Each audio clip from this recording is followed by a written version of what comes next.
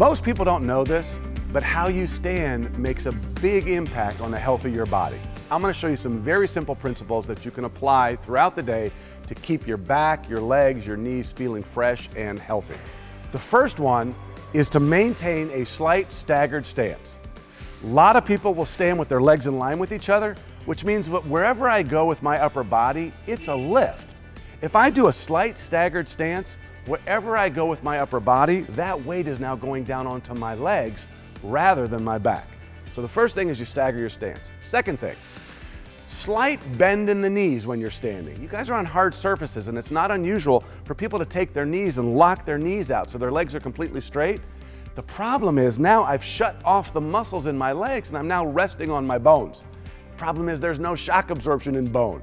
If I said climb up on a piece of racking and jump off and land with your legs completely straight, your teeth would explode. You got no shock absorption.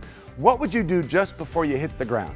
You put a slight bend in your knees, and when you do that, you would feel that you've turned on the shock absorbers in your legs, and that's now absorbing all the pressure between the ground and your spine. So first thing is a little bit of a staggered stance. Second thing is a slight bend in the knees. The third thing is when you're standing in one spot for a while, and you can do this, find a place to be able to get a foot up. Where do you see this principle applied out in the community? Right? People go, hey, you look like Captain Morgan. It's a bar. The reason they have a rail in a bar is because they want people to be able to stand there comfortably for as long as they can stand.